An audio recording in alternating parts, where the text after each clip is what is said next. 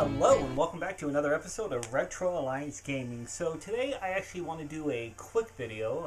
I always say I'm going to do a quick video, but it ends up being 45 minutes. But in this case I do, and it's just a subject that I've thought of a bit over the years that I wanted to talk to you guys about. It's going to be just a two-part video. One part that I want to talk about is about thrift stores in the past versus now, Goodwill, mom and pop shops. And the second part is going to be a find that I got at Goodwill recently, a decent one. In fact, finding these games is what made me think about how much things have changed in the last 5 years, 10 years, but I mean really dramatically. So basically, to go ahead and start out, I remember when I was a kid, the one thing that me and my family always enjoyed doing was going to thrift shops. And I don't mean just main ones like Goodwill or Savers or whatever's in your area, but we used to move up and down California. We lived in a lot of different places, military family, and we just tend to move around a lot. And on the weekends, we would go garage sailing, but one of the big things was we would go to thrift shops, and we'd find these antique thrift shops. Now, when my dad would take us there, he took us there with the intention of finding all of these different like artifacts, you know what I mean? Stuff that is really, really old and had like good value to them. And a lot of times he would find a lot of really cool antiques, toys and dolls. I remember we used to have these giant, beautiful wooden masks, and they were so cool. And these are gems that you could find in these places that people didn't know what they were worth necessarily. There wasn't anything online or nothing like it is today, even remotely. And it was really cool how you were able to find all these things. And when I used to go around as I got older, I would go around to all these mom and pop shops. And again, if you don't know what a mom and pop shop is, it's like a thrift store, but one that's like a little tiny one generally that's owned by like a couple or something like that. A lot of people tend to ask me that. It seems like it's a generational thing. I have no idea.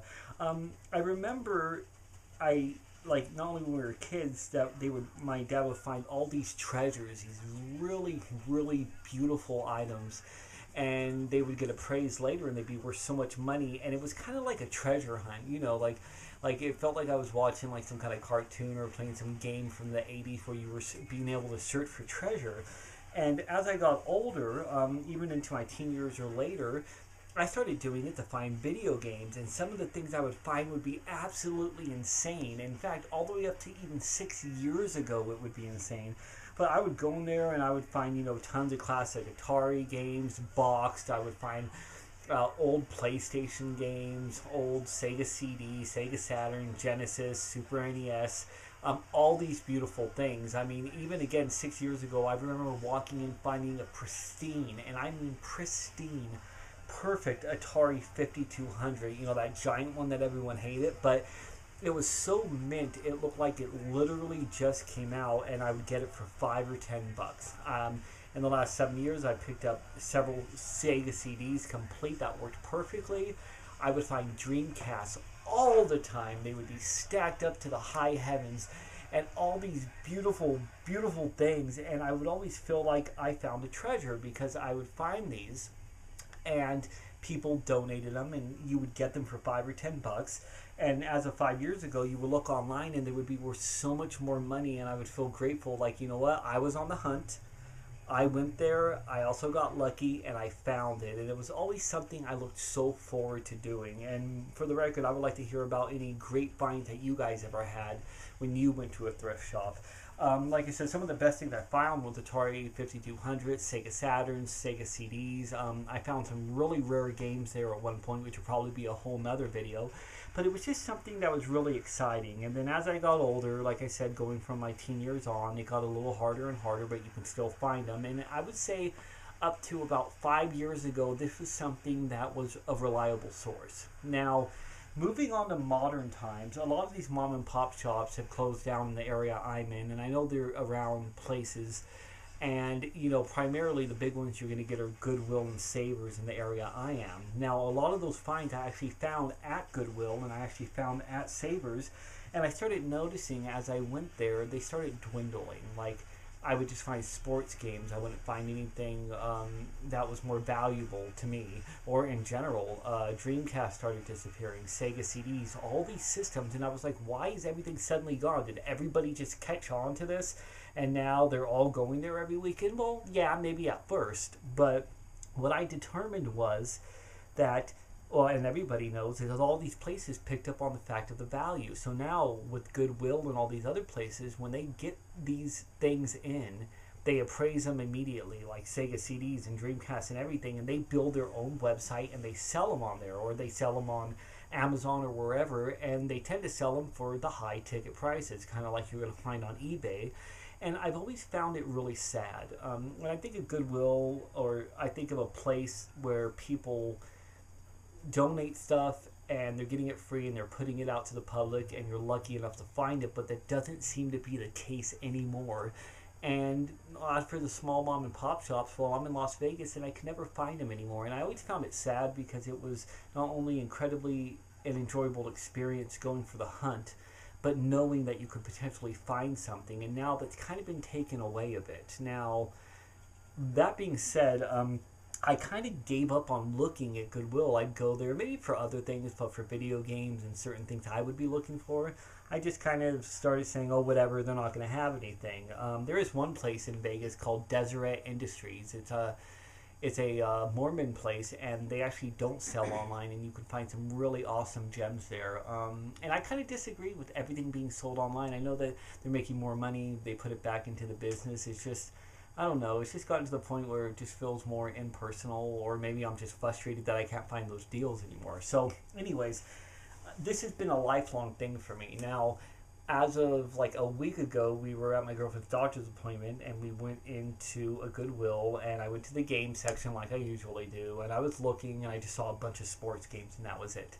And then my girlfriend noticed something and she grabbed them and immediately showed them to me. And even though it might not have been a Sega CD, it might not have been these other rare things I would see, I was really excited to get any kind of a find. And I was thinking to myself, did this slip through the cracks? Did somebody just put it out there? Why didn't they post it online? Who knows? Who cares? My girlfriend has a great eye for these things. She used to find me things like Street Fighter arcade pads, like collector's editions and everything. And when I found this, it reminded me of the past when I used to find gems, and it got me like that excited feeling, and it kind of motivated this video. Now, some of the things that she found, I'll give you an example. She found a Final Fantasy VIII complete and mint. No book, so I guess not totally complete, but all the discs are inside and everything is perfect. Now, I already had a copy of this, but I'm sure as hell going to pick one up. We had credit at Goodwill, the VIP status, and we're able to, you buy some things. And when I saw this, I'm like, well, I'm definitely getting a copy of this. This is one of my favorite Final Fantasy games ever made, despite what some people might say, but that's another video. And I got it, and I was like, okay, well, I'll keep one and I'll do a trade, which I'm doing with my friend Javier right now, but that's neither here nor there. So I got really excited. This is the first thing she grabbed and she showed to me. And there's a store full of people. And I was like, holy crap, a treasure. Ah! And I got so excited. And then she reaches over and she grabs 3 more things, okay? And this one really got me excited. She found a pristine mint Dragon Warrior 7. Look at that. Perfect. Inside, outside. Even when you open it, you can hear like the new sound of the clicking. The discs inside are perfect. The book looks like it's never even been opened. So somebody just dropped this off brand new. Now, she knows I love Dragon Warrior, and I've been wanting this game, but it costs like $65, $75, up to $100 and some on dollars, depending on where you're looking.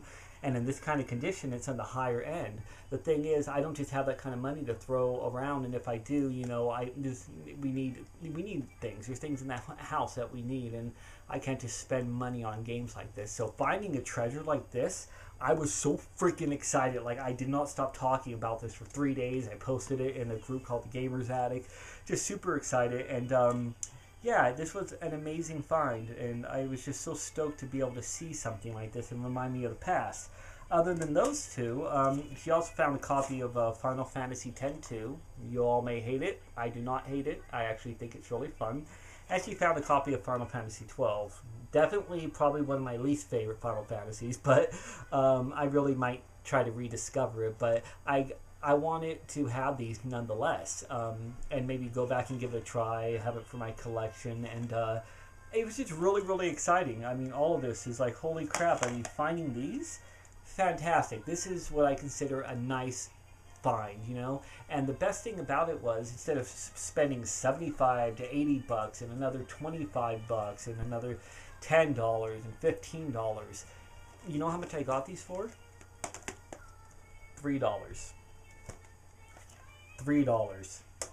Because these ones had a few scratches on them, $2.50. Cheap. So for basically 10 bucks, I got these wonderful games that would have costed me so much more, and I was so freaking excited about it. So that's why I said it partially is a find video, because I was able to find these, and they were amazing. I was going to do a separate video to show my Goodwill finds, but I thought I would combine it into one this time. So yeah, that's pretty much it. I don't want to go on forever. All I will say is that things like mom and pop shops and Goodwill back in the day and Savers and all these places, I feel like it's a place that people who either don't have a lot of money can go and find treasures, or maybe people that do and they just want to save can find good deals and have more money and have more things for their families. You can still do that. You know, you find clothes and there's different items in there that definitely stick up, but I do feel like it's changed a lot in the last, I mean 20 years, and very dramatically in the last 5 or more. I wish it would go back to being like that, and I hope to find more mom and pop shops that pop up that I can go to and find these beautiful, beautiful treasures. That was part of my childhood and part of my excitement. Now, as for you guys, do you guys still go thrift store shopping? I know you can still find good stuff, and I know people still do. It's just harder. What is the coolest thing that you've ever found? And do you have any cool little shops in your area? Let me know in the comments below if you stayed long enough to watch this video. I really appreciate you guys, and I hope you enjoyed the video. Sorry if it hasn't been as active. I will have more up soon. It's just a busy life and busy stuff going on. But anyways, guys, let me know anything below. Really quickly, go ahead and say hi to Mrs. Butters. Look at the little baby. Oh, yes, my little love. You see her? Look at the pretty baby. All right, Butters, let's go and tell him. Leave a comment below. And as always, you don't have the remote. Oh, sorry. And as always, until next time.